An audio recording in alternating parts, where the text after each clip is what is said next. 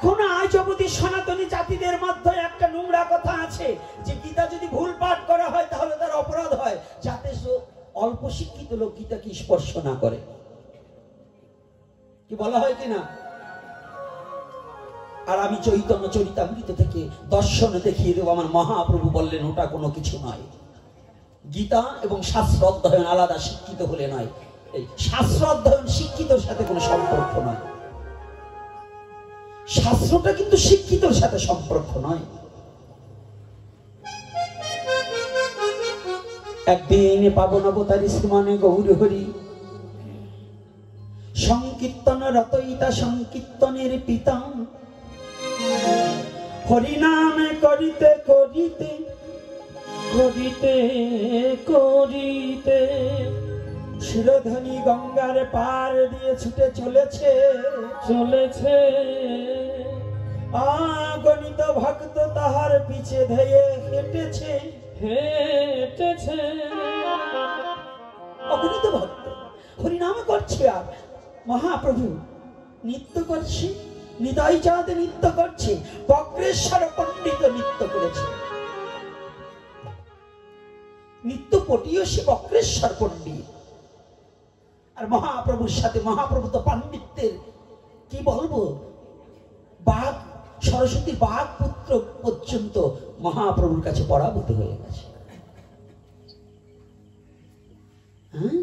দিগ্বিজয় পণ্ডিতরা পর্যন্ত মহাপ্রভুর কাছে পরাভূত হয়ে গেছে।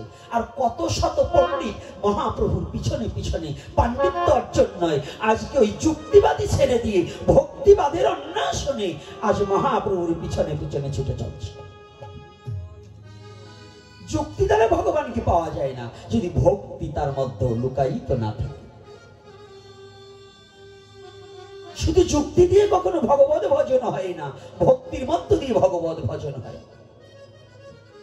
আজকে যখনই হেঁটে চলছে, হঠাৎ করে পাশে একটা, ওই সুরধনী গঙ্গার পাশে একটা বৃক্ষ নিচে বসে একজন ভক্ত কি যেন একখানা গ্রন্থ পড়ছে, আর দুটি চোখের জলে বক্ষ প্লাবিত হয়ে যাচ্ছে। যে গৌরকে দেখার জন্য লক্ষ লক্ষ জীব যার পিছনে ছুটছে, আর ও ব্যক্তি পাশ দিয়ে গৌর হেঁটে যাচ্ছে কোনো লক্ষ্য না করে, শুধু কাঁদছে। এই ভক্তের সমাজেও তো কিছু বেশধারী ভক্ত আছে, কিন্তু পরের দোষ খোঁজার জন্য বসে আছে, এরকম ব্যক্তি আছে না? তো একজন বলতেছি, কারো অন্তরের কথা তো কেউ জানে না। অন্তরের কথা একমাত্র অনাদির আদি গোবিন্দ ছাড়া কেউ বিশ্ব জগতে বলিতে পারে না। এক ভক্ত বলে উঠেছে, ওই পাশে গিয়ে দেখছে যে উনি কি অধ্যয়ন করে, তো গিয়ে দেখতে পাচ্ছে একখানা শ্রীমদ ভগবত গীতা পাঠ করছে, কিন্তু যা বলে সব ভুল। যদি একটা সঠিক বলে 13টা তার ভুল বলে, কিন্তু আবার কাঁদছে। এসে বলছে, মূর্খ, গীতার কোনো ভাষ্য বোঝে না, গীতার শ্লোক বোঝে না, ও আবার কাঁদছে। তো মহাপ্রভু পাশে, তো মহাপ্রভু এই কথাটা শুনেছে। ভগবান সব সইতে পারে। ভগবান বললেন, আমাকে যদি কেউ আঘাত দেয় সেটা আমি সয়ে নিতে পারি, কিন্তু যদি কেউ আমার ভক্তকে আঘাত করে ওই আঘাত আমি কোনোদিন সয়ে নিতে পারি না।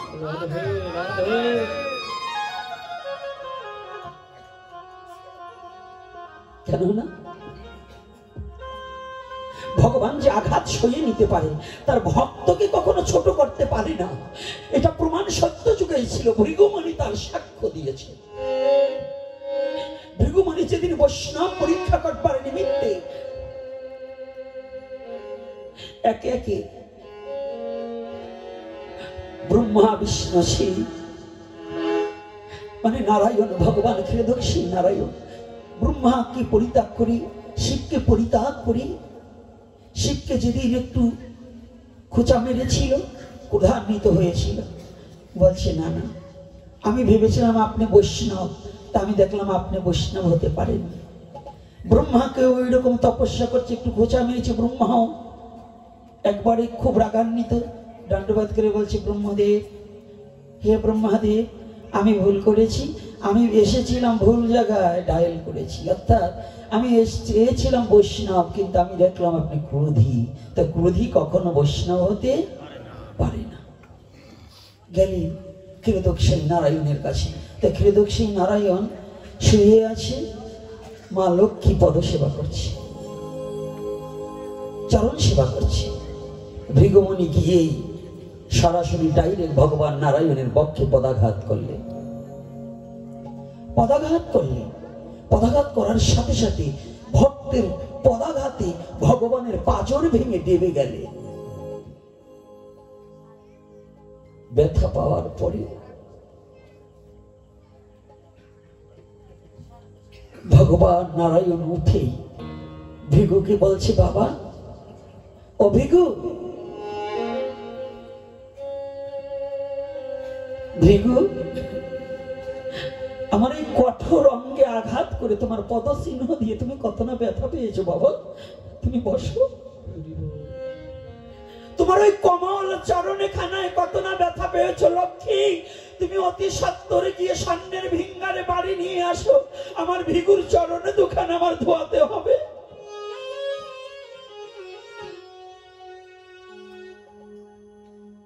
ভগবান হইও যখন এহেন কথা বলেছে, ভৃগু দুটি চোখের জল ছেড়ে দিয়ে ভগবান নারায়ণের দুখানা চরণ জড়িয়ে ধরলেন। প্রভু,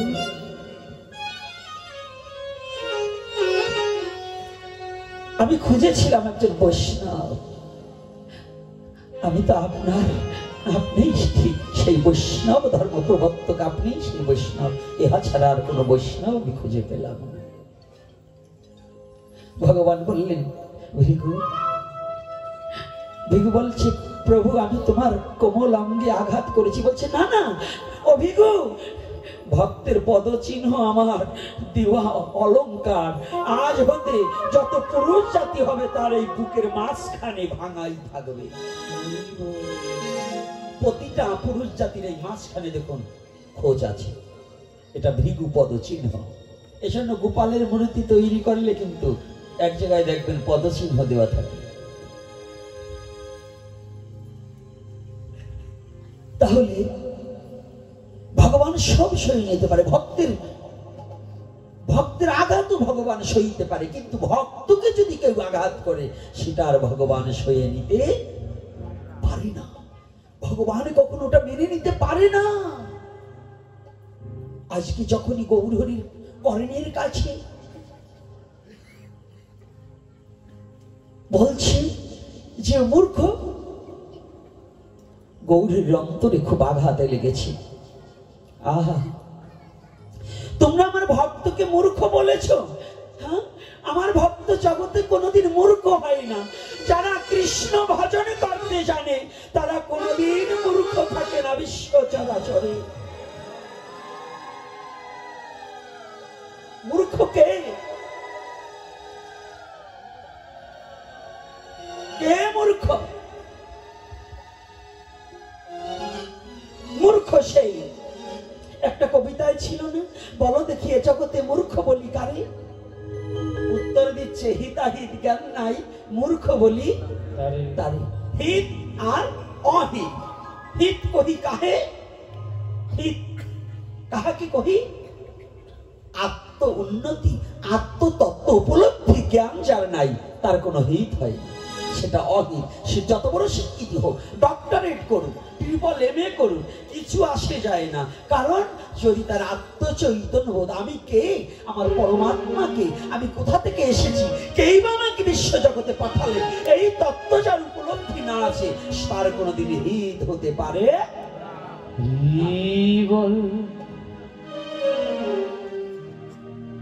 তাহলে পরম তত্ত্ব জানিলে পরে তৈসে হিত হয়। পরম তত্ত্ব কাহাকে কহি? পরম তত্ত্ব পরমাত্মার জীবাত্মা সম্বন্ধে যারা অবগত আছে, পরমাত্মা পরমেশ্বর, জীবাত্মায় আমি, এই দুইয়ের মিলনে ঘটিলেই তোমায় দেখা দিবে জগৎ স্বামী। জগৎ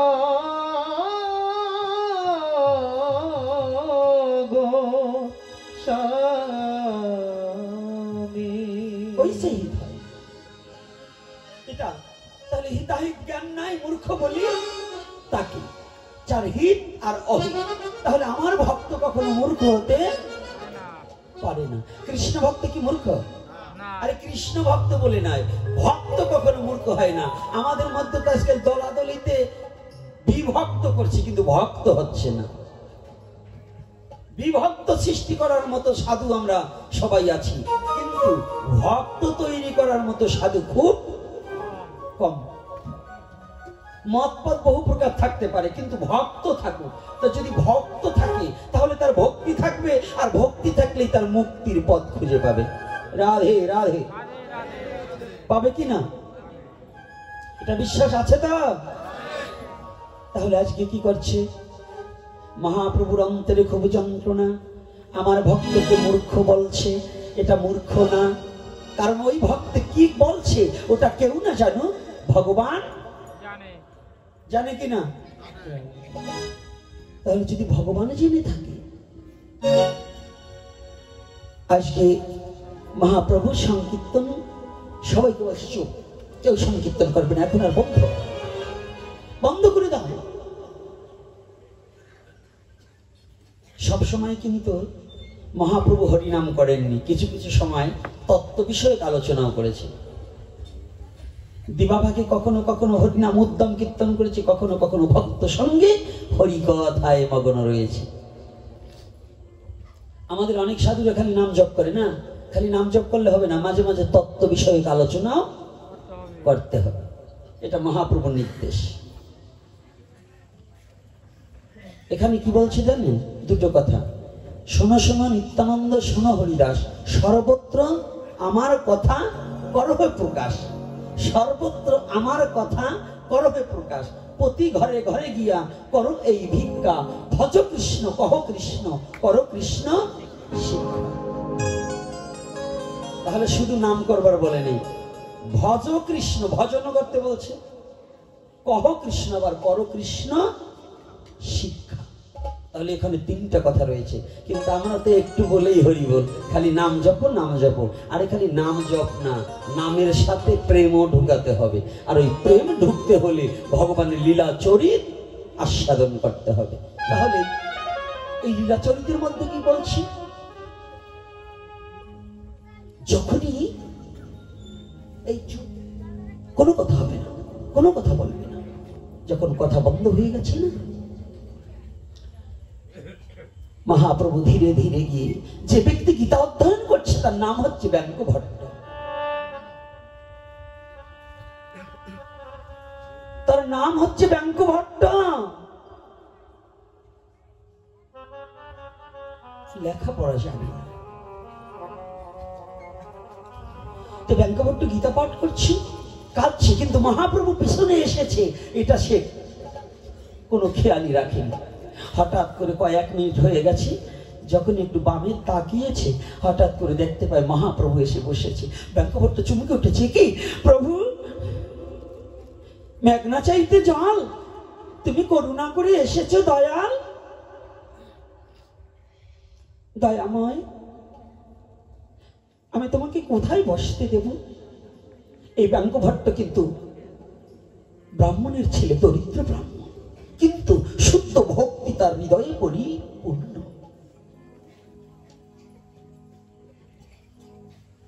ব্যঙ্গভট্ট গায়ের যে ছেঁড়া উত্তরীখানা ছিল, মহাপ্রভুকে পেতে দিয়ে বলছে, প্রভু তুমি এসেছো বান্ধব, জীবনে কোনোদিন আমি তোমাকে ডাকতে পারিনি, জীবনে কোনোদিন তোমাকে আমি ভালোবাসতে পারিনি, জীবনে কোনোদিন তোমার চরণ প্রান্তে তোমার চরণের দাস হওয়ার যোগ্যতা আমার নেই। তবে তুমি কৃপাময়, তো তুমি কৃপা করবার নিমিত্তে ছুটে এসেছো আমার কাছে। তুমি যখন এসেছো, তোমাকে বসবার দেব এমন কোন জায়গা আমার নেই, তবে গৌরহরি যে আসনখানা দিয়েছি, কৃপা করে তুমি এই আসনখানা উপবেশন করে তুমি একটিবার বসে আমাকে ধন্য করো প্রভু।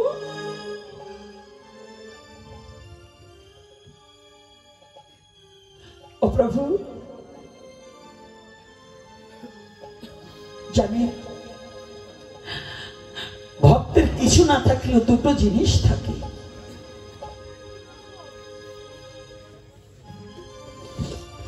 এই বিশ্ব জগতে যারা শুদ্ধ কৃষ্ণ ভক্ত তারা ভিখারি হয়ে যায়, তাদের অন্য কিছু থাকে না, শুধু দুটো সম্বল থাকে, আর কিছু থাকে না।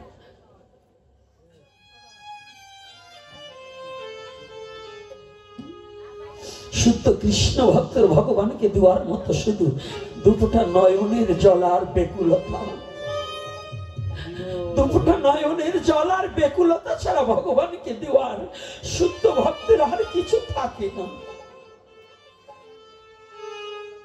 কেন? ভগবান তার ভক্তকে এই বিষয় বৈভব থেকে মুক্তি করে তার চরণে প্রান্তে টেনে নেওয়ার জন্য সব কিছু বিনাশ করে দেয়।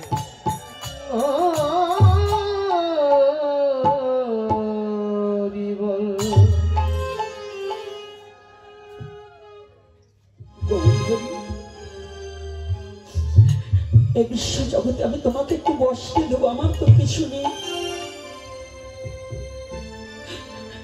প্রভু হে, আমার কি আছে আর কি দিব,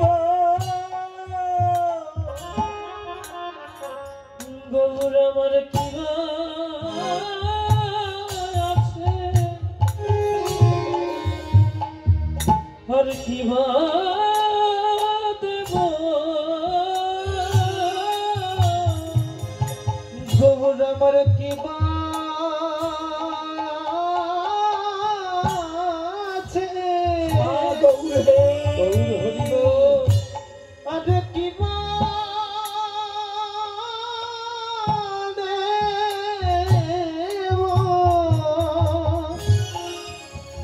ওরে ভাবে আমার বলতে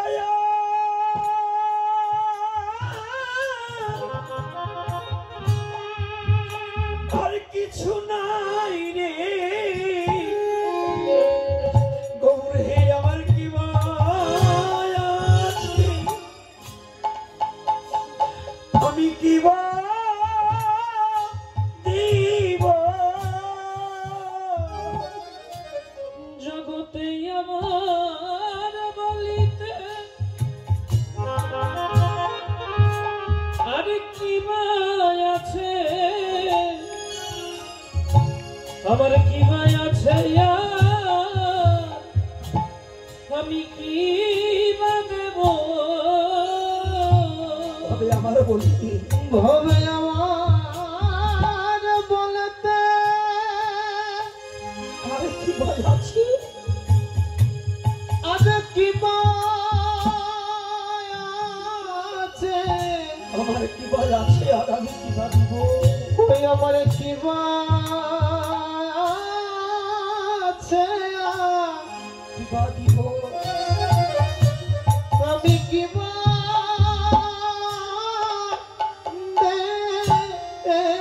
দেব,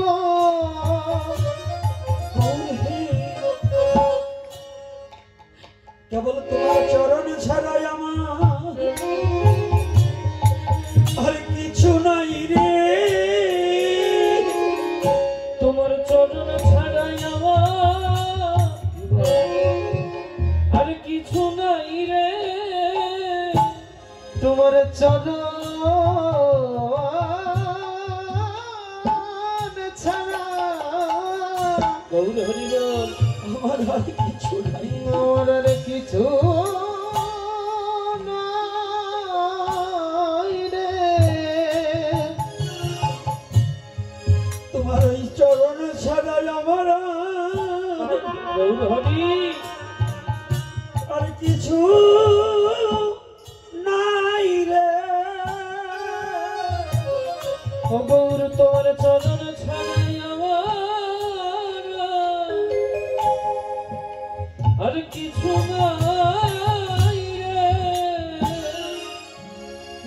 তোমার চরণ ছাড়া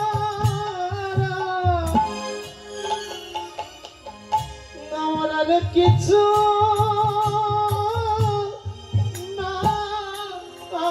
নাই রে। ওরে বালা বালা, আমি কোথায় যাব?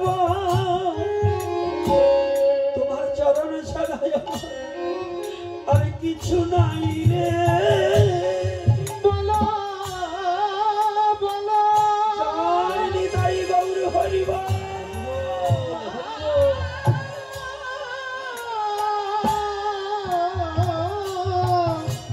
কোথায় যাব?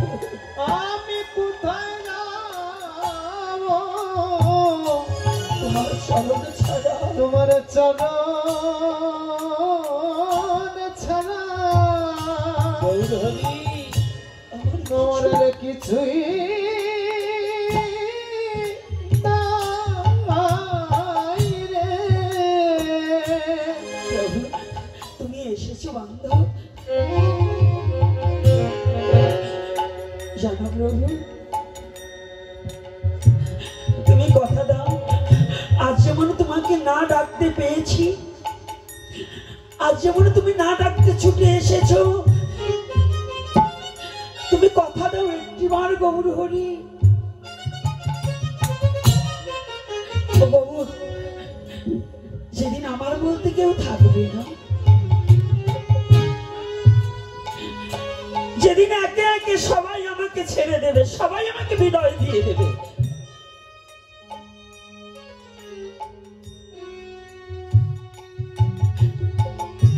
সেদিন আমি তোমাকে ভুলে গেলেও তুমি আমাকে ভুলে যাবে না, কথা দাও।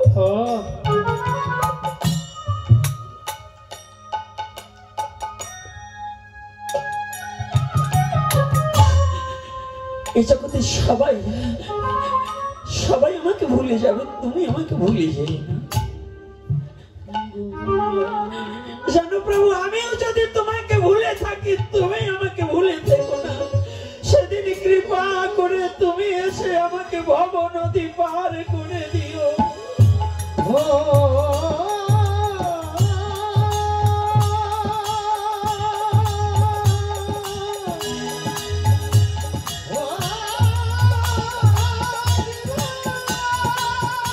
রাধে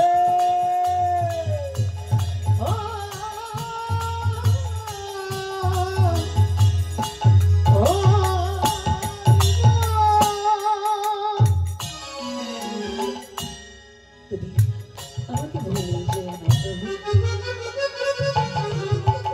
সবাই ভুলে যাবে, শুধু আজকে ব্যঙ্গভট্টের কথা নয়, আমাদের জগতে জীবের সবার কথা। আপনি স্ত্রী পুত্র পরিজন বন্ধু বান্ধব সবাই ভুলে যাবে, একমাত্র ভগবান গৌর হরি ভুলবে। সবাই ভুলে যাবে, জগতের সবাই ভুলে যায়। স্বার্থ যখন কমে যায়, সবাই আমাকে দূর দূর করে দাঁড়িয়ে যাবে, সবাই ভুলে যাবে, সবাই আমাকে ভালোবাসে স্বার্থের নেশায়। যখন স্বার্থ থাকবে না, আমাকে ভালোবাসবে। আমি গোপীনাথ আসলে কথা বলতে প্রভু বলাচ্ছে, তাই আপনারা ভালোবেসে আমাকে আপনাদের চরণ প্রান্তে ঠাই দিয়েছেন। এমন একদিন আসতে পারে আমি কথা বলতে পারবো না, সেদিন কেউ আমাকে ডাকবেন না। এই মায়ার জগতে যারা এসে সবাই স্বার্থের বিনিময়ে ভালোবাসে, কিন্তু স্বার্থ ছাড়া একজনই ভালোবাসে, তিনি আমার অনাদিরাদি গোবিন্দ পরম পুরুষ পরমেশ্বর ভগবান কৃষ্ণ। এছাড়া বিশ্বজগতে স্বার্থ ছাড়া কেউ ভালোবাসে। মায়াবাদী কথা বলবেন স্বার্থ ছাড়া ভালোবাসে শুধু আমার মা, মিথ্যা কথা। প্রত্যেকটা মাও চায় আমার সন্তান বড় হবে, আমি যখন বৃদ্ধ হব আমি ঘরে বসে ভালো মন্দ এনে দেবে, আমি খাবো। ছেলে আগে কত ভালো ছিল, মায়েরা অনেক মায়ের আছে, ছেলে আগে ভালো ছিল, আমি যা বলতাম তাই শুনতো। ছেলে যখনই বিয়ে করিয়েছি, আমার ছেলে আমার কথা শুনে, এরকম বলে বেড়ায়, মিথ্যা কথা। অর্থাৎ একটু স্বার্থে কম পারলে আমার বদনাম সারা বিশ্ব জগৎ ছড়িয়ে দেবে। কিন্তু আমাকে যিনি পাঠিয়েছেন, আমার ভগবানের নাম করছি না, ভগবানের কখনো ভজন করছি না, ভগবানের কখনো তার চরণে একটু পুষ্পাঞ্জলি দিচ্ছি না, ভগবান কি কারো কাছে আমার বদনাম করে বেড়াচ্ছে? রাধে রাধে করে, তাহলে স্বার্থ তার আছে?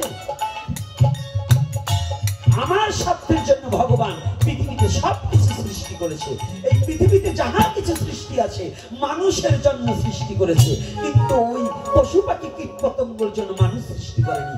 মানুষের জন্য পশু পাখি কীট পতঙ্গ বৃক্ষ তরুলতা আদি চন্দ্র সূর্য আকাশ বাতাস জল পৃথিবীর সমস্ত কিছু একমাত্র মানুষের জন্য ভগবান সৃষ্টি করেছে। একটা না একটা কাজে লাগবে। আপনি যদি ঘৃণা করে একটা যোগ ফেলে দিলেন, অথর্ব বেদ তাতে ওই যোগটার গুণবলী দিয়েছে। একটা মানুষের এমন একটা ব্যাধি হতে পারে, ওই যোগের রক্ত দ্বারা সেই ব্যাধিটা নির্মূল হয়ে যাবে। আপনি থেকে ঘৃণা করছেন, ভয় পাচ্ছেন, সর্প, এই সর্পের বিষ দ্বারাও মেডিসিন তৈরি করা হয়। শুধু এ যুগে নয়, সত্য যুগ হইতে প্রবাহমান বিষয় বিষয়। সনাতন ধর্মটা এত চাকরিখানি কথা নয়। হে যুব সমাজ, সনাতন ধর্মের তত্ত্বগুলোকে অবলোকন করতে হবে, সনাতন ধর্মটাকে বুঝতে হবে। তাই বলছি গৌরী হরি, সবাই ফেলে গেল, তুমি আমাকে ফেলো না। গৌরী হরি হঠাৎ করে বলছে, দেখো আচ্ছা বাবা, তুমি কি অধ্যয়ন করছো? প্রভু, আমি না তোমার ভগবত গীতা পাঠ করছি। গীতা পাঠ করছি? গীতার শ্লোক তো তুমি ভুল বলছো। অমনি দুটি চোখের জল ছেড়ে দিয়ে বলছে, প্রভু গীতা ভুল না শুদ্ধ আমি তো এটা জানি না। বলছি তুমি জানো না? বলছি না। তাহলে কাঁদছো কেন? তুমি যদি গীতা ভুল না শুদ্ধ এটাই যদি না জানো, তাহলে তুমি কাঁদছো কেন? কে প্রশ্ন করতে পারেন? এই যে আগামী দিন থেকে হরিনাম শুরু হবে, এই হরিনামে একজনকে কত বাচ্চাকে মারা হয়, কত ব্যক্তিকে মারলেও কাঁদে না, কাঁদে? কিন্তু হরিনামে বসলে এমন আমি দেখেছি, নিজে চোখে দেখেছি, এই এদের মতো ছেলে জানেন, ওরা হরিনাম শুনে কাঁদে। ওদের মধ্যে কি এমন বস্তু যে অতটুকু ছেলে সে হরিনাম শুনে কাঁদছে, আর একজনকে প্রণাম করছে, আর একজনকে জড়িয়ে ধরছে। তাহলে এই হরি নামের মধ্যে কি আছে? এমন কোন মধু আছে যে ওই মধুটা আর কিছু নয়, যাকে মেরে কাঁদাতে পারে না সেই ব্যক্তি ওই নাম শুনেই কাঁদে, নাম শুনেই কাঁদে, পাগল পারা হয়ে যায়। এজন্য নজরুল, ইসলাম ধর্মের নজরুল, তিনি বললেন, যার নাম শুনে হৃদয়ে এত প্রেম জাগে, চোখে আমি এত জল, সে হরি কেমন বল রে তোরা, সে হরি কেমন বল।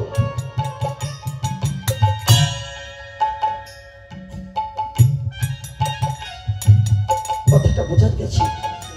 একজন অহিন্দু ভদ্রলোক, তিনি যদি একজন কবি, তিনি যদি আমার ভগবানের এই নামের প্রশংসা, ভগবানের প্রশংসা কতটা করেছে যে তার নাম শোনা মাত্রই এত হৃদয়ে প্রেম হয়, এত আনন্দ হয়, আর সেই ব্যক্তিকে দেখলে সে কি ঘরে থাকতে পারে? আর সেই সৃষ্টিকর্তাকে দেখার সৌভাগ্য একমাত্র সনাতন ধর্মে আছে, অন্য কোন ধর্মে সৃষ্টিকর্তাকে দেখার সৌভাগ্য নেই। কারণ ঈশ্বর নিরাকার, সেই নিরাকার সনাতন ধর্মে সাকার হয়ে সনাতন ধর্মের ভক্তের সাথে ভগবানে দেখা করে কিনা বাবা? যত শিক্ষিত ভদ্রলোক আছেন, মিথ্যা বলছি না, সত্য। তাহলে এই সুযোগটা কোন ধর্মে আছে? জোরে হবে, কোন ধর্মে? একাদশীও নাই, পূর্ণিমাও নাই, তুমি কি না খাইয়ে রয়েছেন নাকি? জোরে জোরে বলবেন। আজকে প্রসাদের ব্যবস্থা আছে নাকি? হ্যাঁ, যদি শক্তি কমে যায়, পাঠ শেষে শক্তি বাড়াবার কায়দা আছে, প্রসাদের ব্যবস্থা আছে। শিক্ষার নিজের ধর্মের কথা বলতে বুক ফুলিয়ে বলবে, সিংহের বাচ্চার মতো হুঙ্কার দিয়ে বলতে হবে নিজের ধর্মের কথা। আর বলবেন কেমনি? জায়গায় তো দুর্বল, আপনার তো এমনি দুর্বল হয়ে গেছে। তাহলে পৃথিবীতে একটাই ধর্ম, যে ধর্মে সাক্ষাৎ ভগবান দেখা যায়। কি দেখা যায় কিনা? রাধে। সেই ধর্মটাই সনাতন ধর্ম, যে ধর্মে ভগবান বারে বারে একবার নয়, বারে বারে হয় যদি তাকে ডাকার মতো ডাকা যায়।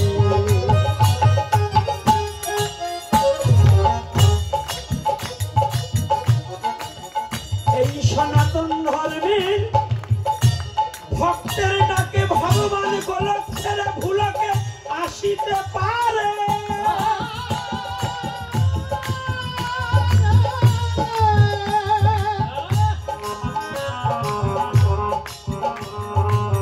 সন্তান কাঁদিলে মা ঘরে থাকিতে পারে না। ভগবানকে ভক্ত যদি নয়নের জলে ভেসে ভেসে ডাকে,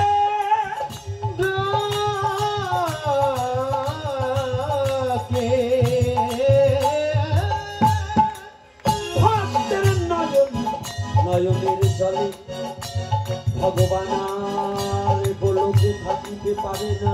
সে মানুষের দেশে মানুষ সেজে এই মর্তলোকে নেমে আসে। তাই বারবার এই সনাতন ধর্মে ভগবান আসিতে পারে, আসিতে পারে। যদি তুমি ডাকার মতো ডাকো দেখা পাবে, হৃদয় মাঝে উদয় হবে। এই কথা বিশ্বাসে রেখে সনাতন ধর্মের বিধি বিধান মানিয়া চলিতে হইবে।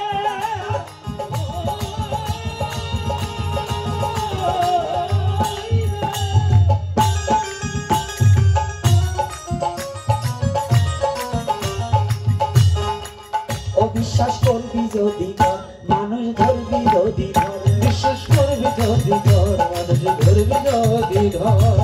ধরার মতো ধরে মানুষ, ধরার মতো ধরে মানুষ, মরার মতো মর। বিশ্বাস করবি যদি ধর করবি যদি ধর, বিশ্বাস করবি যদি ধর ধরবি যদি ধর। ওরে এই মানুষের মধ্যে আছে সেই মানুষের ঘর।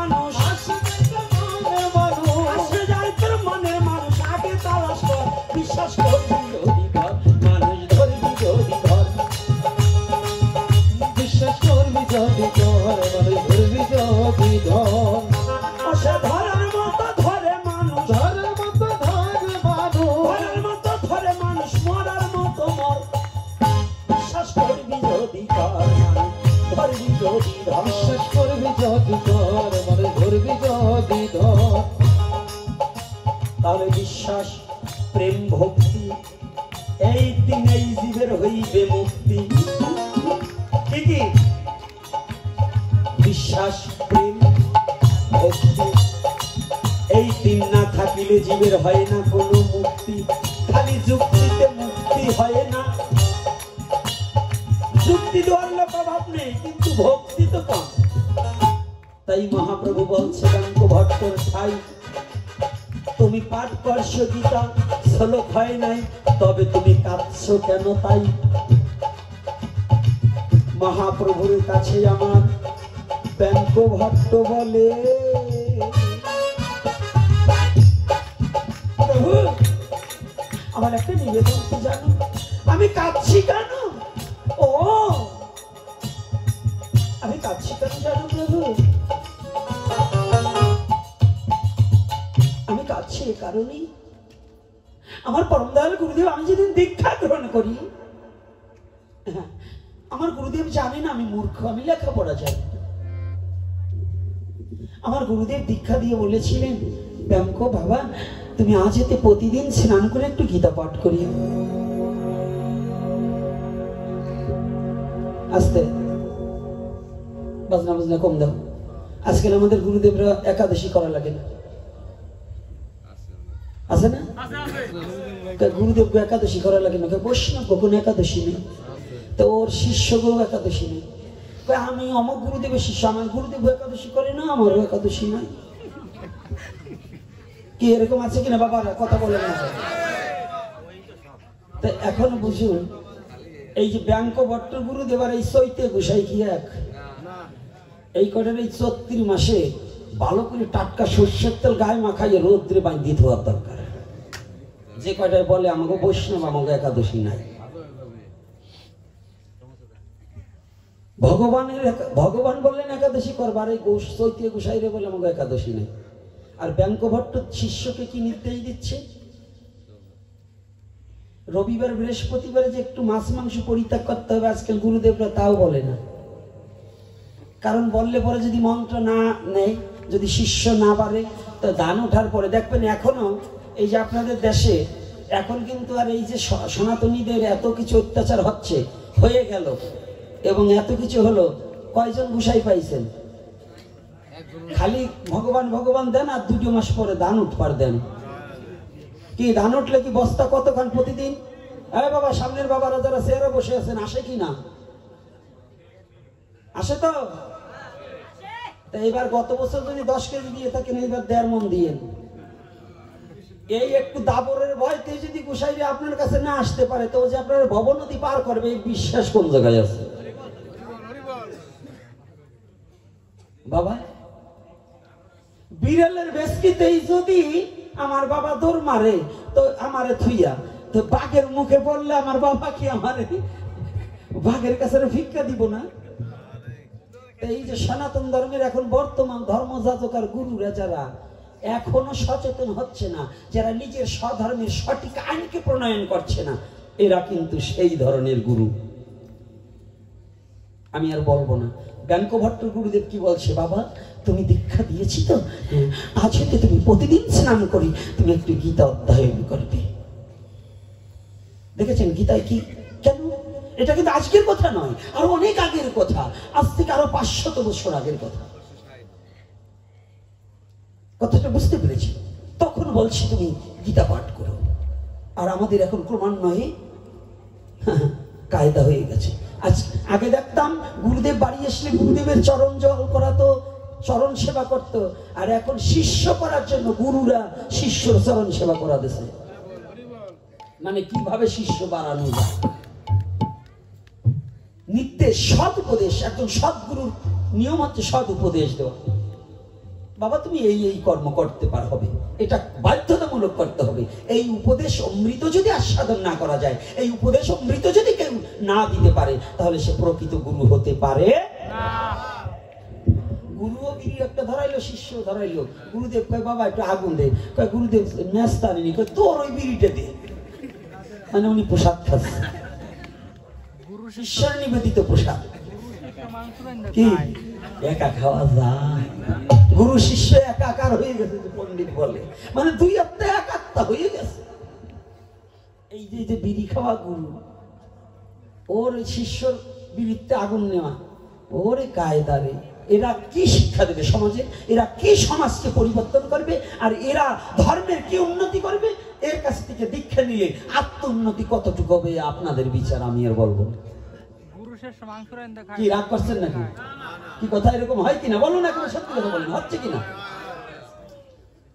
কি সাধু বাবারা যে কয়জন সামনে আছেন, কি হয় না এরকম? এখন বুঝে দেখবেন, আর কিছু বললাম না।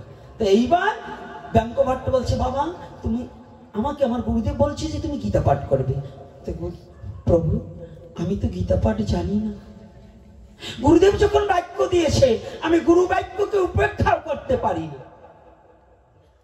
তাই আমি প্রতিদিন স্নান করে যখন আমি আসি, গুরুদেবের বাক্য অনুসারে এই বৃক্ষতলায় বসে বসে আমি একটু গীতা অধ্যয়ন করি।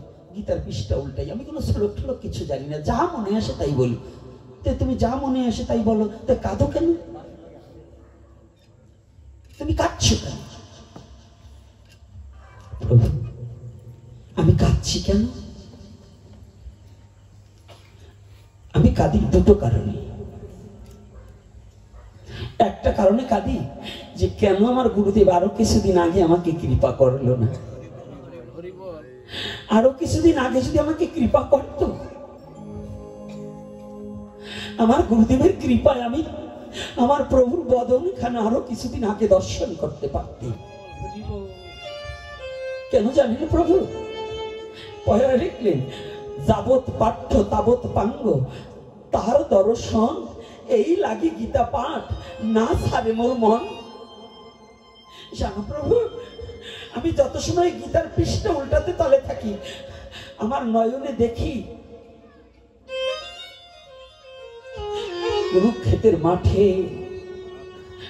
অর্জুনের রথের সারথি হয়ে ভগবান রথ পরিচালনা করছে, আর অর্জুনকে উপদেশ অমৃত দান করছে। আমি আমার গোবিন্দের প্রতিচ্ছবি দর্শন করি, অর্জুনকেও দেখতে পাই, আর অর্জুন আর ভগবান কৃষ্ণ যে কথা বলে সেই কথা কর্ণে শ্রবণে ধরতে পারি।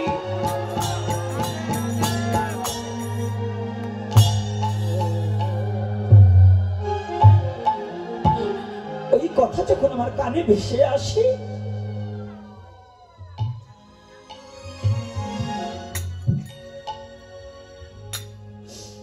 ওই কথাগুলো যখন আমার কর্ণে ভেসে আসে, আমি গীতাকে ছাড়তে চাইলে কি হবে? গীতার আমাকে ছাড়ে না, আমার নয়ন আর প্রবাদ মানে না। তখন কাঁদি, আমার এমন ভাগ্য, যদি আরো কিছুদিন আগে হতো, তাহলে আমি আরো কিছুদিন আগে আমার গোবিন্দের বদন খানা আমি দর্শন করতে পারতাম, ওই চরণে খানা আমি দর্শন করতে পারতাম।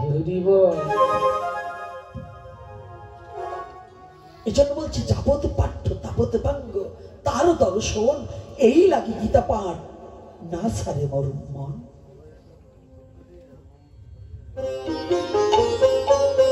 মহাপ্রভু ডাকতে বললেন, এই তোমরা না বলেছিলে আমার ভক্ত মূর্খ, তোমরা এদিকে আসো, শোনো শোনো, আমার ভক্তের কথা শোনো। আমার ভক্ত কখনো মূর্খ হয় না।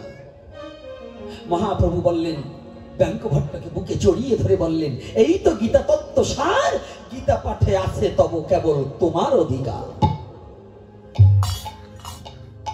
কোন বিদ্বানকে দেয়নি, কোন পণ্ডিতকে দেয়নি, কোন সার্টিফিকেটধারী ব্যক্তিকে বললেন না, বললেন ওই মূর্খকে, এই তো গীতা তত্ত্ব সার, গীতা পাঠে আছে তব তোমার অধিকার। এটা কোথায় বলছে? চৈতন্য চরিতামৃত বললেন। আমার কথা না, আমার মনোক্তি কথা নয়, এটা চৈতন্য চরিতামৃতে। এজন্য গীতা পাঠ, ভাগবত পাঠ যে যাই অধ্যয়ন করুক, রিডিং পড়া নয়, ওটাকে ভিতরে অনুভূতির জগতে ভিতরে না নিলে সে কখনো ওই প্রেম ভক্তি উপলব্ধি করতে পারবে না। তো ধর্মটা হয়ে গেছে আমাদের ফ্যাশন। আর কি জানেন? 1100 টাকায় মাইয়ে বিয়ে দেওয়ার মতো এখন বর্তমান ধর্ম হয়েছে। 1100 টাকায় মাইয়ে বিয়ে দেওয়া। আমি নাম বলবো না, যারা মা বাবা হয়েছেন না বলে আজকে যাবো না। কি বলবো? হ্যাঁ, এই অসীম সরকারের গল্পের মতো 1100 টাকায় 3 মাইয়ে বিয়ে।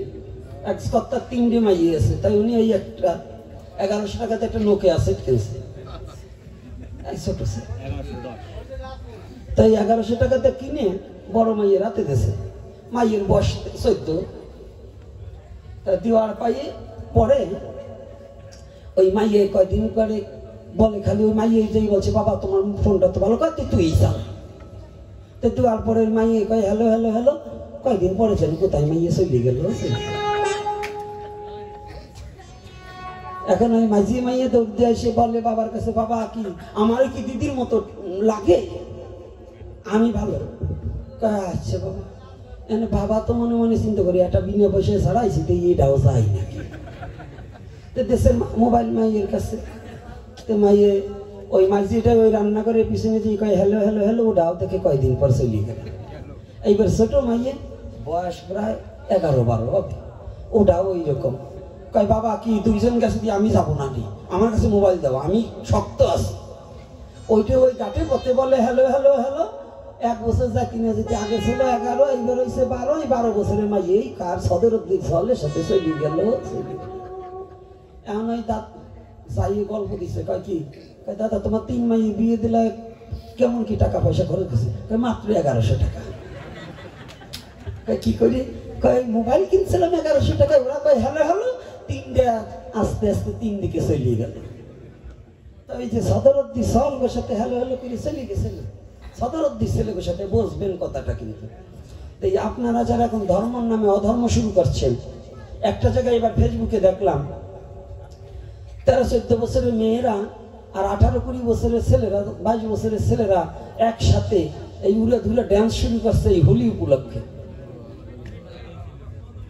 আপনারা যারা মা বাবা, যারা যে মা বাবাদের মেয়ে এবং ছেলে ওইভাবে ছাড়িয়ে দেয়, ওদের সন্তান ভগবান ওদের বাজা করে পাঠানো উচিত ছিল, বন্ধা করে ওদের বাচ্চা কাচ্চা জন্ম দেওয়া উচিত। ওদের জন্ম দেওয়া ওরা কি ব্যবসার জন্য দেশের বিনা পয়সায় মাইয়ে বিয়ে দেওয়ার জন্য এগুলো করে নাকি? ধর্মটা এটা হোলি খেলা নয়, এটা দোল উৎসব নয়, এটা কখনো গৌর পূর্ণিমা নয়, এটা শুধু নোংরামি এবং দেহ ব্যবসার একটা পলিটিক্স। এই মা বাবাদের সচেতন হয়। এই প্রত্যেকটা মা বাবা হচ্ছে লজ্জা ছাড়া মা বাবা, যাদের মেয়ে ছেলেগুলো ছেড়ে যায়। সনাতনী জাতি এত বড় নির্লজ্জ হলে চলবে না। সনাতন ধর্ম হচ্ছে সবচেয়ে পবিত্র ধর্ম। আপনি জানেন, এবার ইউটিউবে দেখবেন খুলে, কত জায়গা অহিন্দুরা এসে হিন্দুদের এই হোলি উৎসবে ঢুকে পড়েছে। আর এই ছেলে মেয়ে কসলা কসলি করে কয়েকদিন পরে মেয়ে চলে যাবে, শেষে যে ধর্মান্তরিত হবে। আর ধর্মের দোষ না, এই বরিশালে গিয়েছে, বরিশালে যে হোলির মধ্যে গিয়েছে। এগুলো আপনারা কি করে আপনাদের সমাজ এবং জাতি, আপনারা কোন ধর্মের অনুসারী? লজ্জা করা উচিত এই সমস্ত মা বাবাদের যে আমাদের ছেলে মেয়ে, আপনার সন্তান জন্ম দেওয়ার চেয়ে কুকুরের সন্তান জন্ম দেওয়া ভালো। কুকুরও একটা ব্র্যাকেটের মধ্যে, একবারই কুকুর আর একবারই যায় না। কি রাগ করছেন নাকি আপনারা? কুকুরের ধর্ম আছে, আপনার আমাদের কোনো ধর্ম এখন বর্তমান নেই। এগুলো দেখলে সমাজ নষ্ট হয়ে যাচ্ছে।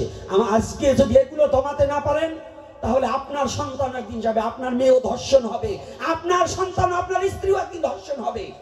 দেখুন বাংলাদেশে যেভাবে 8 বছরের মেয়ে আসিয়া পর্যন্ত নিষ্কৃতি পায় না, তার মৃত্যুবরণ করতে হয়েছে। তারপরে পঙ্গু একটা মেয়ে ভিক্ষা করে খায়, তাকে ধর্ষণ করা হয়েছে। এই বরিশালে বরগুনাতেও ধর্ষণ হয়েছে। সারা বাংলাদেশে যেভাবে বাছের মধ্যে ধর্ষণ হচ্ছে, আর আপনাদের এই যুবতী মেয়েগুলোকে একটা যুবক ছেলের কাছে ছেড়ে দেন, এ যে ধর্ষণ হবে না, এর কি মানে আছে? আপনি যদি সঠিক পিতা হন, আপনার মেয়ের সম্মান রক্ষা করা আপনার দায়িত্ব। আপনি যদি মা হন আর ছেড়ে দিচ্ছেন কি কারণে? এগুলো কি ধর্মের নামে কি অধর্ম নয়? আপনারা অকাম করবেন, শেষে দায় পড়বে সরকারের, প্রশাসনের কাছে যাবেন, প্রশাসন আমাকে বিচার দেয় না, এজন্য প্রশাসন দায়ী নয়। এজন্য দায়ী প্রথম হচ্ছে আপনার সমাজ এবং আপনারা মা বাবা। আর দ্বিতীয়তে যে যে সংগঠন, যে যে কমিটি গঠন হয়েছে, এই কমিটির গুলো হচ্ছে আরো বদমাশ। এই বদমাশ গুলো হচ্ছে টাকার লোভে এইগুলো করে।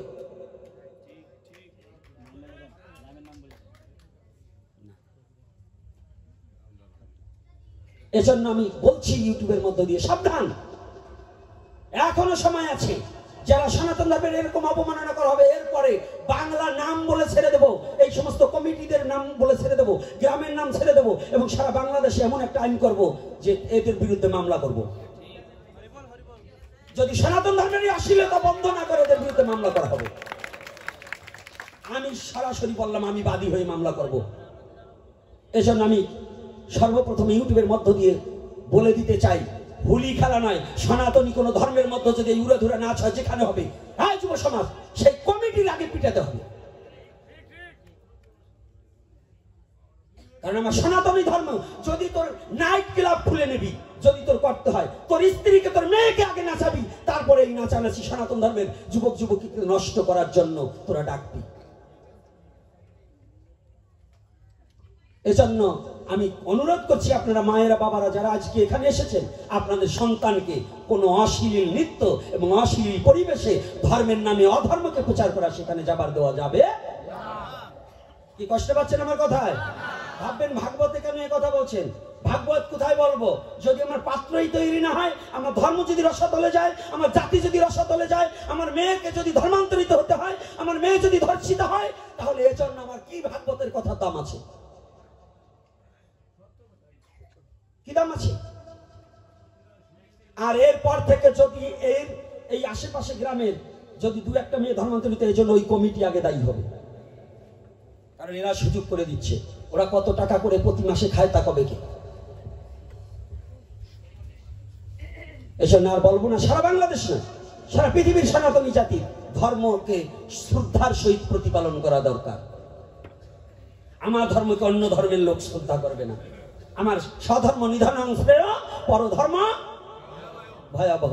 আমার ধর্মকে যদি আমি বুক পেতে দিয়ে ভালোবাসতে না পারি, তাহলে অন্যের ধর্মকে শ্রদ্ধা করতে পারবো না। আগে আমার ধর্মকে আমার ভালোবাসতে হবে। যে সন্তান তার নিজের মাকে শ্রদ্ধা করতে জানে না, সে আবার অন্যের মাকে শ্রদ্ধা করবে কি করে? যে সন্তান তার নিজের পিতাকে শ্রদ্ধা করতে পারে না, সে অন্যের পিতাকে শ্রদ্ধা করতে জানে না। আজকে অমরবাবু তার মাকে সিংহাসনে বসিয়েছে, আমার আজকে ভালো লেগেছে। আমার দুর্ভাগ্য, আমি কোনোদিন আমার মাকে সিংহাসনে বসাবার মতো যোগ্যতা হয়নি। তবে যদি ওই কাষ্টের সিংহাসনে না বসাতে পারি, মা বাবার ঋণ জীবনে শোধ করা যায় না, তবে আদবুদিও যেন কৃপা করে যতদিন পৃথিবীতে আছি মাকে যেন হৃদয় সিংহাসন থেকে যেন বঞ্চিত না করে দিই, যেন হৃদয় সিংহাসনে একটু বসাতে পারি। আজকে কত চমৎকার, আমার ভালো লেগেছে। এটাই প্রতিটা সন্তানের কর্তব্য। ধর্মের আগে কি অধিবাস কাহাকে বলছে? আগে গুরু পূজা, গুরু বন্দনা আগে না তো গুরু পূজা। গুরু দু প্রকার, স্থূলের গুরু মা বাবা, প্রবর্তের গুরু দীক্ষা গুরু, নাকি বাবা? তাহলে স্থূলের গুরু গুরুদেব সাক্ষাৎ থাকাকালীনও আগে পিতামাতার চরণ ধোয়ে ওই চরণামৃত আস্বাদন করে মা বাবাকে ফুল পুষ্প দিয়ে পূজা দিয়ে তারপরে অধিবাসে যেতে হয়। এটা হচ্ছে পুত্রের কর্তব্য। তাই আজকে আমাদের ধর্মের নামে অধর্ম চলছে। আজকে মহাপ্রভু যে সংগ্রাম করে আজকে যেটা তৈরি করেছে, সেই মহাপ্রভুকে অবমাননা করা হচ্ছে এই দোল উৎসবে মেয়ে নাচিয়ে। আমার শ্রীকৃষ্ণ চৈতন্য মহাপ্রভুকে অবমাননা করা হচ্ছে করা হচ্ছে কিনা? মহাপ্রভুর ধর্ম রক্ষা করা হচ্ছে? মহাপ্রভু কি করেছিল? এর কষ্টের কথা কি বলবো? মহাপ্রভু নিজে, এই যে আপনাদের আজকে আমি যে কথাটা বলছিলাম একটু ব্যতিক্রম আলোচনা করবো, সেই কথাটা বলছি, একটু শুনুন। বর্ণবাদ, আজও বর্ণবাদ বাংলাদেশে ছড়িয়ে আছে। বাংলাদেশ নয়, সারা বিশ্বে সনাতনীদের মধ্যে বর্ণবাদ এখনো ছড়িয়ে আছে। এই বর্ণবাদটাকে বামপদ দিয়ে দলন করার জন্য মহাপ্রভু নিজেই গর্বকে খর্ব করার জন্য, একমাত্র শুধু সত্য প্রতিষ্ঠার জন্য মহাপ্রভু এসেছিলেন। সেই মহাপ্রভুকে আমরা মানছি না, মহাপ্রভুকে আমরা কেউ মানছি না। মহাপ্রভু কি বলেছিলেন? যেই ভজে সেই ভক্ত, আর সব ছাড়, কৃষ্ণ ভজনে নাই জাতি কুলাদি বিচার। এ কথাটা কার? কৃষ্ণ ভজনে কোনো জাত আছে? কুল আছে? কেউ শুনে। যেই ভজে সেই ভক্ত, যে ভজন করবে সেই ভক্ত। এ কথা মহাপ্রভু হরিদাসকে কোলে নিয়েছিলেন। নিয়েছে না? হরিদাসকে বুকে টেনে নেয়নি? এমন দয়ার অবতার, প্রেমের অবতার কোথায় পাবে? কবে এসেছিল? কোন যুগে আসেনি, এই কলির যুগের জন্য এসেছে। আর সেই সুযোগ মাতাঞ্চাদের মতো পদে লিখেছেন, গুরু মাতাঞ্চাদ লিখলেন, পেয়ে এমন সুযোগ হলে বিয়োগ, শেষে কি আর পাবি সে? এই সুযোগে, এই কলির যুগে যার গৌর পদে রতি না জন্মিবে, তার এই মনুষ্য জন্ম ধন্য হবে। এই মনুষ্য জন্ম তার নিষ্ফল হয়ে যাবে। এই জন্য এই কলির যুগে রসের অবতার, প্রেমের অবতার, ভাবের অবতার, দয়ার অবতার একমাত্র গৌর হরি। এই গৌর হরি প্রতিটা জীবকে ক্ষুদ্র না ভেবে প্রাধান্য দেওয়ার নিমিত্তে সমস্ত জাতিকে একত্রিত করেছে। এই হরিবাসর, এই নাম যজ্ঞের আয়োজন কে করেছে? হ্যাঁ, মহাপ্রভু করেনি? এই নাম যজ্ঞ দেখছেন, এই নাম যজ্ঞের আদি অন্ত হচ্ছে মহাপ্রভু। শ্রীবাসঙ্গন থেকে নাম উৎপত্তি। এজন্য অনেক সময় নামের আসরটাকে শ্রীবাসঙ্গন বলা হয়। তাহলে এই মহাপ্রভু কেন করলেন?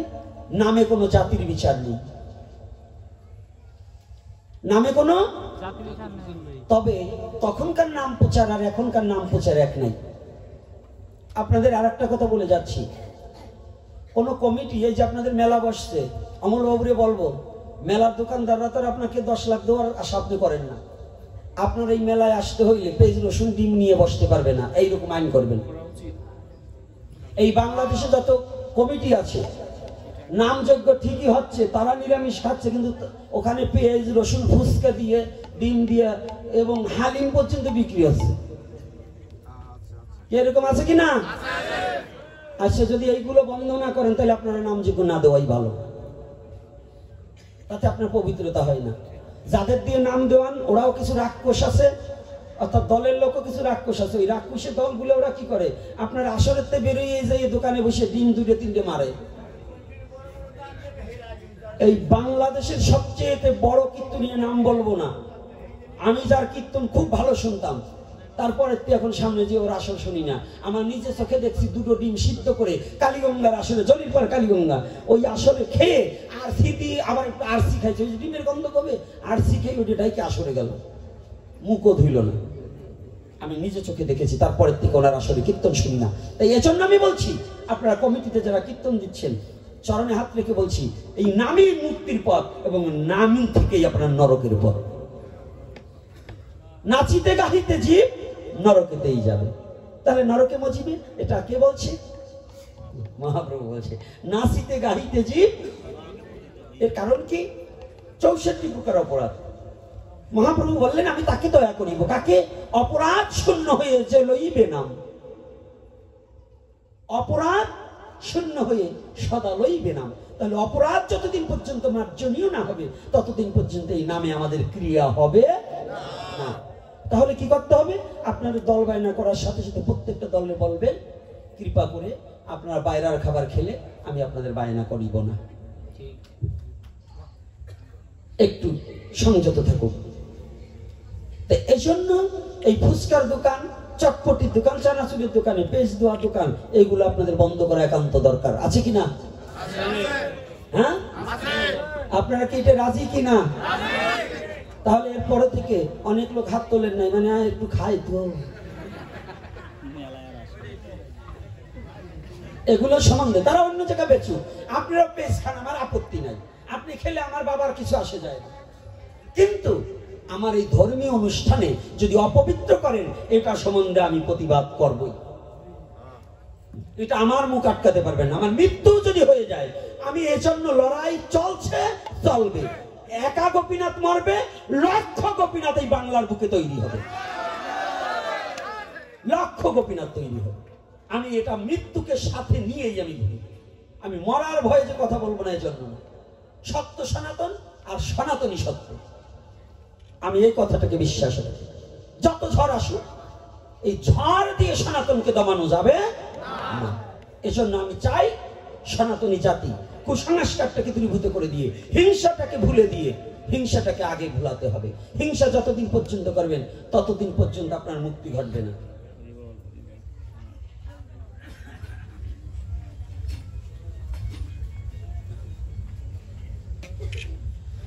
আপনি যে প্রশ্ন করেছেন, যে করেছেন তার নাম আমার কাছে লেখেন নাই।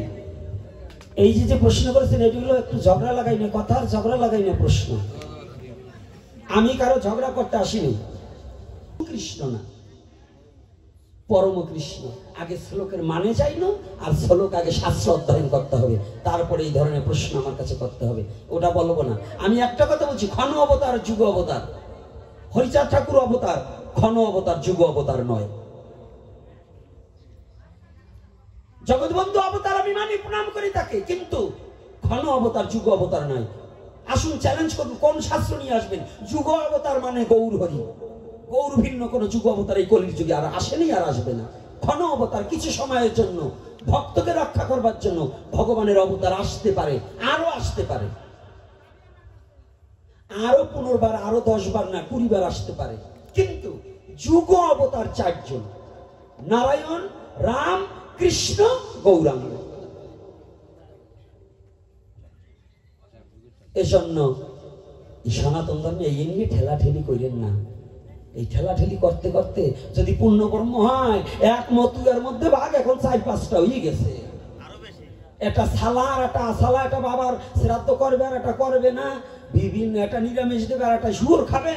এই যে ঠেলাঠেলি, এই বাদ দেন। এখন সঠিক যে যাকে আমি হরি বলি, আপনিও বলেন, হরে কৃষ্ণ বলেন, সব জায়গায় আমরা সনাতনী, এই চিন্তা চেতনা করুন। এখন আর ওই কে মতুয়া, কেউ হরিচাঁদ ভক্ত, কে কৃষ্ণ ভক্ত, কে গৌর ভক্ত, এইটা ভুলে গিয়ে আমি সনাতনী, এইটা এক ছত্র ছায়ার নিচে আসুন। যতদিন আমি সনাতনী এই ছত্র ছায়ার নিচে না আসবেন, তখন ওই সদেরদ্দির লাঠির বাড়ি আপনার পাছায় পড়বে। আর যদিন সব এক হবেন, সেই দিন এই লাঠি প্রতিহত করার মতো শক্তি আপনার হবে।